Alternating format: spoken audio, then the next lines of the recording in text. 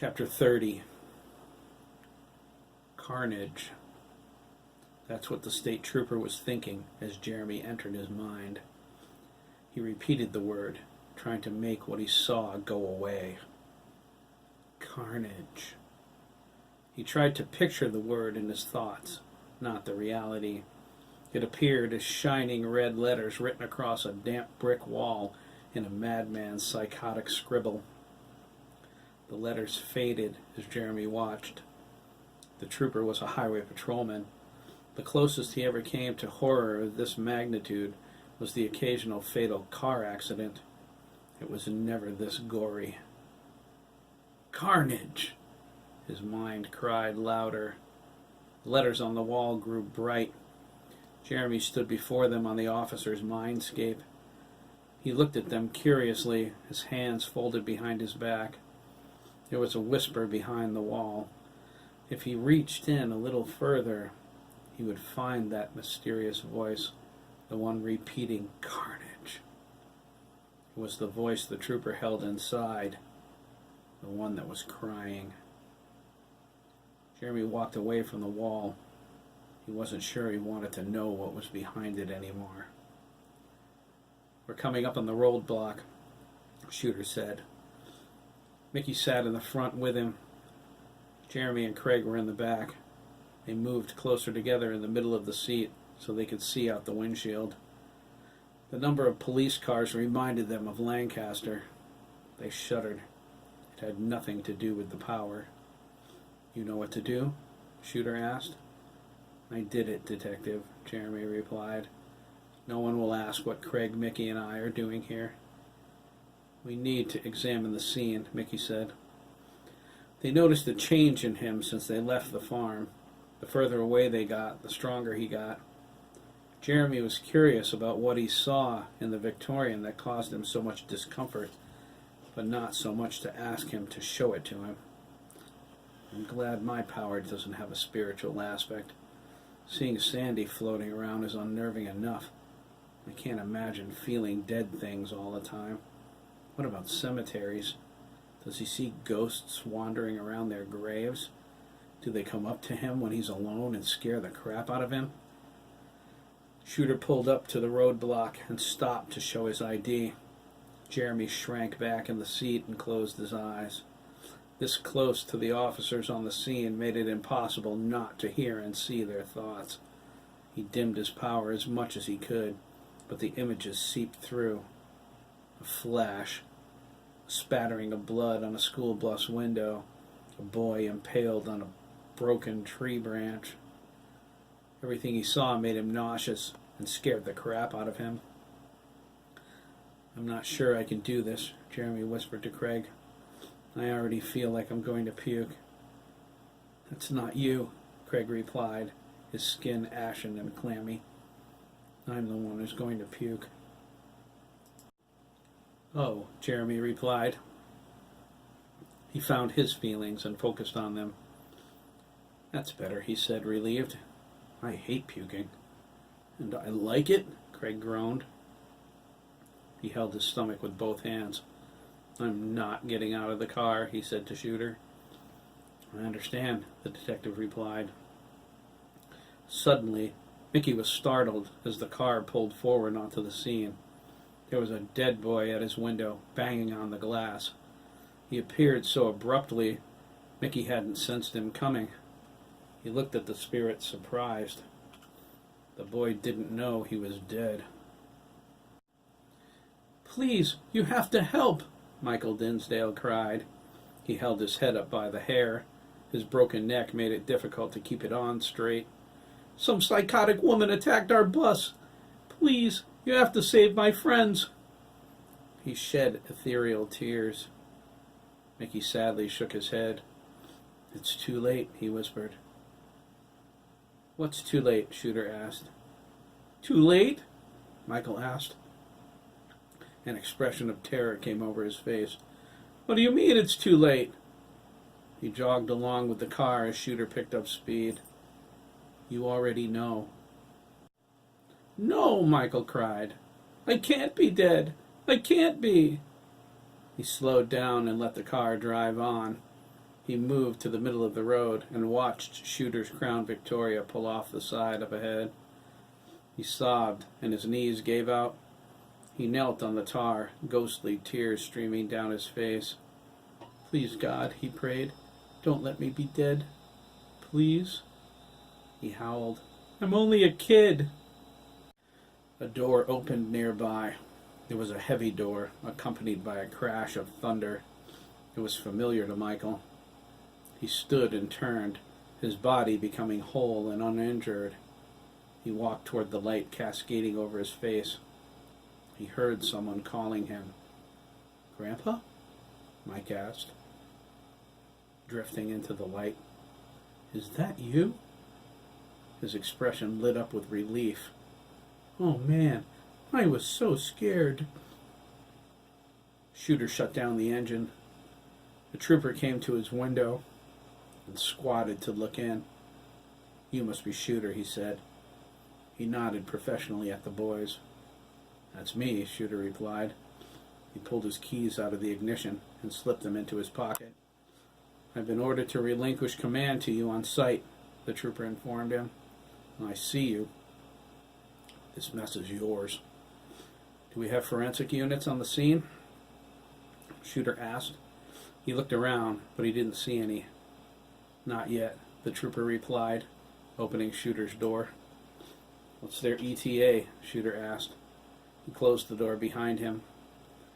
The trooper told him that the area CSI unit was finishing up at a murder-suicide in Plainfield. They called in a unit from the next district. At last report, they were en route. Shooter looked around the scene. He fought hard to maintain his composure. "I want everyone who isn't with the crime unit to move back behind the barricades," he said. "No one crosses the line, trooper, especially reporters. I'm sure word of this has spread around town already, too. We'll have parents here soon." He examined the roadblocks. "Push them back another 100 yards. I don't want anyone to be able to see this from the roadblock. I want people stationed near the woods in between, too. I don't need a hysterical parent contaminating my crime scene." "Yes, sir," the trooper replied. He asked, "What about the boys we found? The two that are still alive?"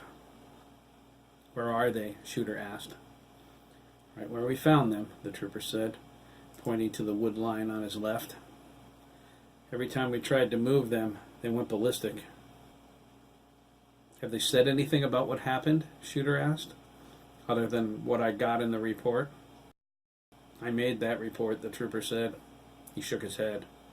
"No, nothing else. They kept repeating the same thing over and over. Jeremy McKee. It's weird. They're saying it at the same time." He looked at Shooter. "Do you know who Jeremy McKee is, Detective?" "I have an idea," Shooter replied. "Get everyone out.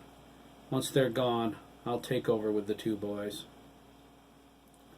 Shooter stood by as the trooper carried out his orders. He gestured for Jeremy and Craig to wait in the car. They thought they could handle anything. Now that they were here, they realized how possible it was to be utterly wrong about something. The word carnage came back into Jeremy's mind. It hardly described what he saw through the windows. It looked like a war zone. Jeremy turned away from the boy impaled in the tree. He didn't want to be there anymore. Every second, another piece was torn out of his soul. Mickey handled this better. He understood death in a way no one else did. It was the natural end to everything that lived, but murder affected him as profoundly as Jeremy and Craig. He knew his and Jeremy's abilities made this trip necessary, but he also knew they were only children. They should never suffer this kind of horror. It was more Bremen would answer for when they finally caught up with him. Mickey spotted a weeping spirit drifting beneath a tree. He was confused, staring up at his lifeless body and the jagged branch protruding from his chest. Mickey closed his eyes and prayed for guidance. Shooter didn't want to bring the boys here. He wouldn't have, except for the boys who were still alive. They knew Jeremy by name, which meant only one thing. Hiram was behind this. The dead boys arranged on the ground, spelling out his name as a big clue for that, Shooter thought. Sick, murdering, nutcase pedophile. He wanted Jeremy to meet with the boys, read their minds, and try to glean some useful information, maybe locate Bremen. Esmeralda said the impressions Mickey could get would be the strongest at the source. If they got there fast enough, Jeremy might be able to pick up some form of psychic residue. Thoughts often lingered before dissipating. Shooter argued the point until Esmeralda asked him if he was willing to risk a chance they might find the Hill Witch. Jeremy and Craig were adamant. They still smarted over losing Bremen when Hiram attacked Derek. Shooter gave in at the thought of more dead kids. Esmeralda refused to come. She'd seen all the dead children she cared to see. When Shooter asked her what she meant by that, Esmeralda declined to elaborate. Mickey told him later it was because of the war. The war? Shooter asked, as they pulled out of the farm. World War II, Mickey replied. My grandmother's a gypsy detective. She was in the Ravensbrück and then Buchenwald concentration camps. He added, she still has the tattoo. That's why she always wears long sleeves. Shooter shook off the memory. He called to the boys and told them to follow him to the survivors. He relieved the trooper watching them. The boys got out of the car. They fought to keep from looking around, but it was hopeless. There was blood everywhere. The school bus rested near the side of the road, its windows smashed and its frame bent. Jeremy hadn't realized what they were up against until he saw the ballplayer corpses arranged on the grass, spelling Hiram's name. He clenched his fists, grinding his teeth. Bremen's maniacal quest for the power had a high price. The kids buried in Hiram's pasture had been dead for a long time. Here he faced kids his age who were filled with vibrant life only hours ago. They were gone now, destroyed, and it was forever. Craig retched and dashed to the opposite side of the road, losing the battle with his nausea. The baseball coach with the smashed head set the scene, but the smell was the final straw. The afternoon heat made the bodies sour, with rotting blood, urine, and feces. Jeremy masked their presence from the trooper guarding Reno and Elliot until he walked out of sight. He didn't turn back. Jeremy didn't blame him. He looked at Reno and Elliot. They were frightened beyond words. He felt Hiram's tampering. He sensed their agony and anguish. They were huddled together, sweating profusely, their eyes rolled up in their heads. Their labored breathing made it sound like they had been run over by the bus. Jeremy felt uneasy. This situation was beyond his experience. He didn't know if probing their minds would do more harm than good. He turned to ask Mickey how he should proceed, but Mickey was standing in the road talking to himself. Great, Jeremy whispered. I need him, and he's busy playing Sybil. Just great. Jeremy McKee, Reno and Elliot said together. We need Jeremy McKee. Jeremy was startled by the sound of their synchronized sentence. Not only were they speaking at the same time and saying the same thing, but they were also speaking in each other's voices. Geez, guys, Jeremy gasped. What did Hiram do to you? The mention of the farmer's name made both boys start crying. 20 feet away, in the wood line, a pair of silver irises watched Jeremy with growing interest. He made the trip to Canterbury from Lancaster in about the same time it took Shooter to drive it. That was good, considering he traveled cross-country, avoiding compromise. He was intrigued by the events he witnessed at the farm, but this made his curiosity an inferno. There was more going on in Lancaster than a child killer, something more sinister, and killing children was the most heinous crime he knew. His link to ops was open. He hoped they got all of this. His corneas flashed a momentary deep purple as he trained them on Jeremy. Bioscan complete. An internal voice informed him. The readings do not compute. Confirm findings with Wolf Boy God, he whispered, as quietly as he could. The readings do not compute, he thought, concerned. I've never received an answer like that. He watched intently, trying to figure out what all this talk about sensing impressions meant. A boy was standing in the road. He wasn't even a teenager, and yet he had some serious emotional issues. He was engaged in a conversation with no one, telling them it was time to move on. Weird, he whispered. Craig paused to ask Mickey if everything was all right. Mickey told him some of the kids had yet to pass into the light. Craig looked around, but he didn't see anything. Mickey saw them clearly enough. 3 of the transient spirits flanked Craig as they spoke. Can they tell us anything about what happened here? Shooter asked. Mickey sadly shook his head. The spirits were confused and frightened, like most victims of violent deaths. Mickey tried to reassure them they needed to move on. The door was open for the moment, but if they turned their backs on it or delayed it for too long, it would leave them behind. If that happened, a medium like Mickey would need to lead them to another manifestation of the doorway. In most cases, that was easier said than done. A medium had to be of the highest order to sense the door at all. Finding it when it was open required foreknowledge of someone's death. Mickey had no desire to be morbidly hanging around a hospice waiting for the door. There was an alternative, but it was so against the rules Mickey didn't dare pursue it. He wondered where Mr. D was. His presence wasn't always required like the doorway was. He walked down the road toward it, beckoning the dead kids to follow him. He hoped closer proximity to the light might ease their troubled minds. Craig watched him. He shook his head and joined Jeremy and Shooter. Jeremy's unease grew. The boys were getting worse. Craig nudged his friend with his elbow. Jeremy shrugged. I'm waiting for Mickey, he said. I'm not sure what to do. I don't want to make it worse. Did Hiram do this to them? Craig asked. Reno and Elliot shrieked again at the mention of his name. Good going, kid, Shooter sighed. He squatted down and rubbed their shoulders, trying to calm them. Sorry, Craig whispered. He glanced around the scene and quickly tore his eyes away from the bodies. Being here is giving me the creeps. Me too, Jeremy agreed. This is messed up, man. I should have wasted that bastard when I had the chance.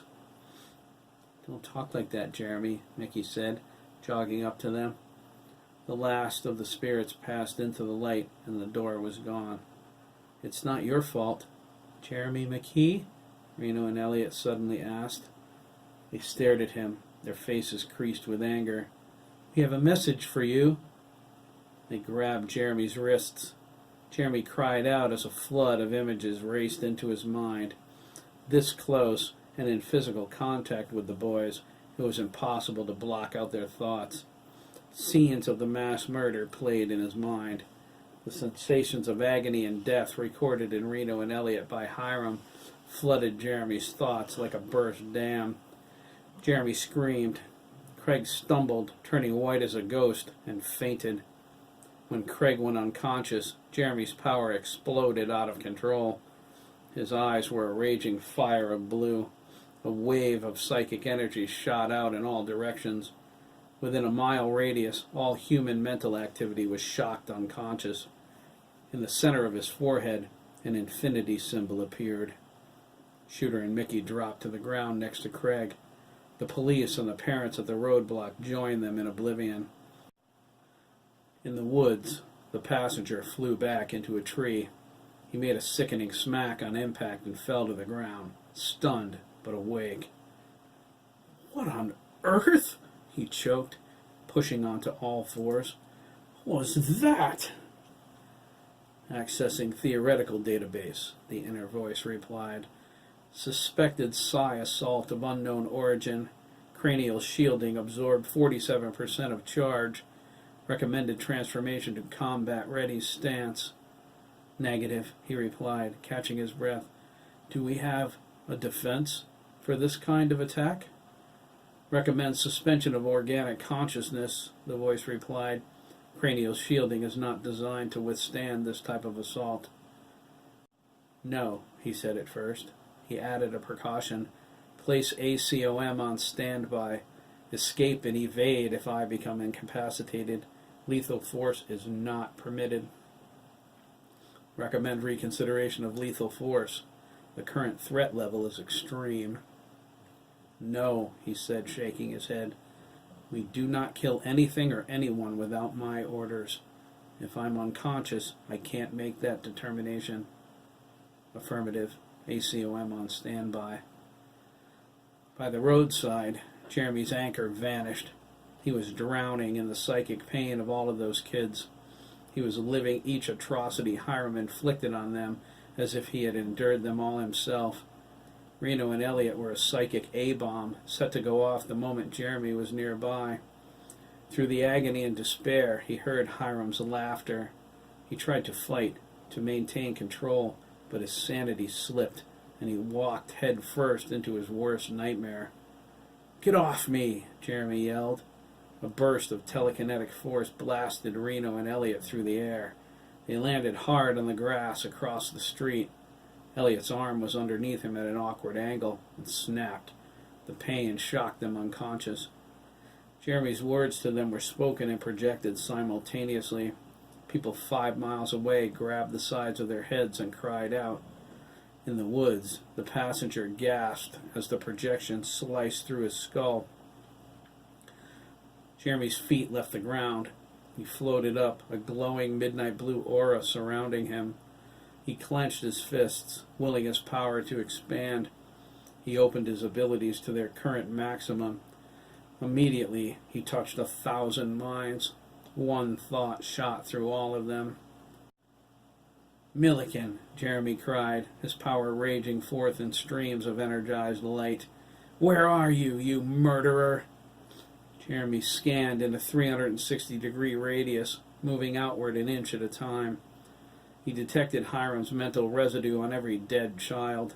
The echo of their pain drove him to push harder. Jeremy thought, he murdered them and assaulted them in their minds. They died in agony, abused in every way. Hiram's trap visited it all upon him. He spun around in the air, searching for the farmer. When he found him, Jeremy didn't care if the whole world saw. He was going to fry Hiram's brain until he was dead and burning in hell. "I'll find you," Jeremy hollered, his power growing with his rage. His face went blank. His eyes narrowed with suspicion. He sensed something odd inside the wood line. It was a mind, and yet it wasn't. It was human, and yet it was a machine. It was something he never sensed before. If he weren't so amped up, he probably would have missed it. Jeremy stretched out his hand. At the same time, he reached out with his telekinesis. "Gotcha!" he exclaimed. "Warning!" the passenger's inner voice cried. "Psychic assault directed at this unit." "Oh no! Evasive!" But it was too late. A feeling came over the passenger like being encased in a wet blanket. Jeremy pulled his hands back, and his telekinetic reeled him in. The first thing Jeremy discovered was how heavy this person was. He weighed more than the couch they moved. He sailed out of the woods and hung in front of Jeremy, wide-eyed and surprised, but not frightened. Jeremy tried to scan him telepathically, but the scan deflected away. "I can't read you," Jeremy cried. "You're not human." "I most certainly am human," the passenger objected, struggling against the force. "There's a machine inside you," Jeremy exclaimed, squeezing him tighter. His healing power allowed him to see beneath his captive's flesh. "I can sense it now." "I'm with the government," the passenger said. "You don't want to injure me." "The government?" Jeremy asked. He scoffed. "Sure, pal. You're just a kid, no older than me." "Yes, but I'm special too," the passenger grunted. "Like you." "I'm not special," Jeremy snapped. "I'm a victim." His eyes narrowed to glowing slits. How do I know you're not with the people who did this to me? He stretched his arm out toward the dead boys on the grass. And did this to them. You want me to trust you on your say-so? Not likely. Open your mind. I want to know what you are. The passenger fought with all of his strength. Jeremy smashed into his mind with a telepathic probe. He searched within, trying to separate the boy from the machine. He saw the passenger for what he was. It scared him almost as much as Hiram. Jeremy penetrated his thoughts at last, but he found them unreadable. There was a computer attached to his brain, encrypting them and his memories. They were beyond Jeremy's ability to decipher. It was another failure. Jeremy was tired of failing. It was infuriating. Who are you? Jeremy demanded. He pulled his captive closer and glared into his silver corneas. There's something inside you. A machine. A computer. It's writing your thoughts and memories in some kind of code. I can't read them. He growled in frustration. And your eyes. Part real, part machine. They're all messed up. You're one to talk, the passenger gasped. He struggled to breathe in the vice-like grip of the telekinetic field. About messed up eyes, glow boy. Jeremy glared at him in disbelief. I'm squishing him and he wisecracks? He relaxed his hold enough for his captive to breathe easier. Thanks, the passenger said. I thought I was going to pass out. Who are you? Jeremy asked again. He lowered them to the ground, but kept the passenger in his telekinetic field. He looked over the black bodysuit he wore. Its silver edgings matched his eyes. My name is Adam Fields, Adam said. I was sent here to observe. He gestured with his head toward Shooter. The agency was alerted to a possible breach of national security when your detectives started digging around for classified information. What's the agency? Jeremy asked, not believing a word he said. Adam took a deep breath. The agency is a covert branch of the U.S. government. We specialize in internal espionage and anti-terrorism. And you work for them? Jeremy asked. A kid? As you've seen, Adam replied, I'm more than just a kid. His eyes changed color several times as he ran through his optical options. From what I've been able to discern from observing you and your family, someone gave you this power without your consent? Jeremy nodded. I see, Adam replied.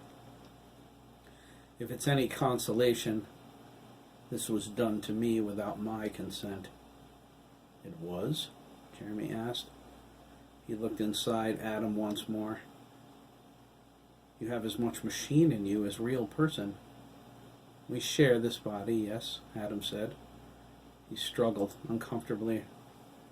Can you let me go? He asked. This isn't exactly dignified or comfortable. Jeremy shook his head.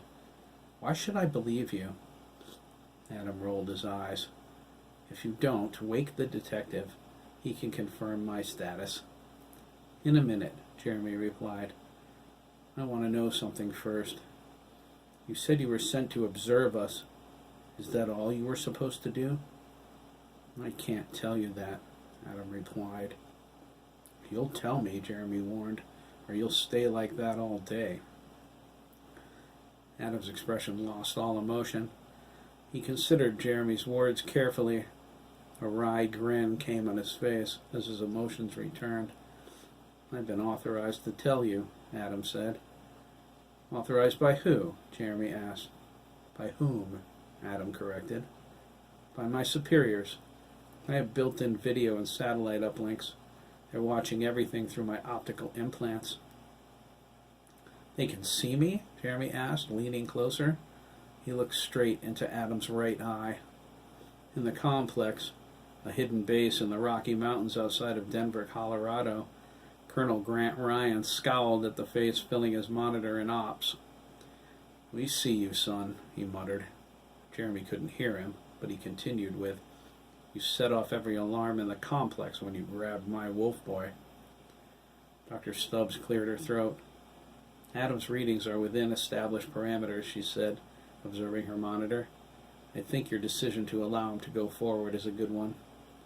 We'll see, Colonel Ryan said. Like it or not, we're part of this now. With the power this kid has, I'd say it's vital we keep an eye on things. I agree, Dr. Stubbs said. I ordered Jeremy McKee's blood samples seized. They'll be here in the morning. Let me know what you find out, the colonel ordered. Now pipe down. I can't hear what they're saying. Jeremy held Adam motionless in the road. So you were supposed to infiltrate my family? Jeremy asked. Why? Adam said the information Shooter asked for was classified by the agency. Since the doctor in question was once directly involved with his section, they dispatched Adam on a fact-finding mission. Jeremy asked him which doctor that was. Dr. Carolyn Meyer Brandis, Adam said. Jeremy freed him from his telekinetics. Adam stretched and rubbed some feeling back into his arms. You believe me? He asked. Partially, Jeremy admitted. He dimmed his power. The infinity mark faded away. He shook Craig awake. Hiram was nowhere within range, to his disappointment. You have to be some kind of cop. Only a few people besides Detective Shooter, me, Craig, and Esmeralda know Dr. Meyer Brandis' name from Bremen's computer. Computer? Adam asked. Who are you? Craig asked Adam. Adam was about to respond when Craig continued with, Oh, government kid. Cool.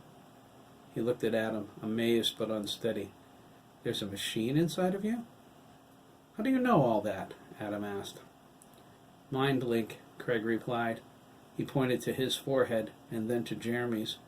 We're stuck together. I know whatever he knows, and vice versa.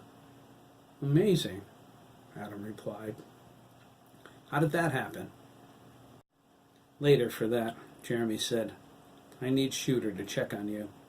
He gazed across the street. I have to help those kids, too. He looked at Adam sternly. Don't try anything funny, Adam. If you make one false move, I'll grab you again. Adam held his hands up. I won't, he said. My implants are classified, however. Please don't say anything about them to anyone, okay? I'm trusting you. Jeremy promised they wouldn't. He woke Shooter and Mickey, who took a moment to get their bearings. Jeremy told Shooter what Adam said about working for the government.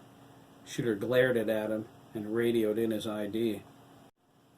He walked back from his car with a completely different expression. Mickey thought he looked afraid. He is who he says he is, Shooter told them. He looked at Adam, stunned. My captain says you have sanction authority. Adam crossed his arms and sighed. What's that? Craig asked. It's a license to kill, Shooter replied. Like James Bond, only for real. He looked at Adam with the same stunned expression as Shooter. I don't kill, Adam replied. He clarified. Only if there's no other way, and that's yet to happen.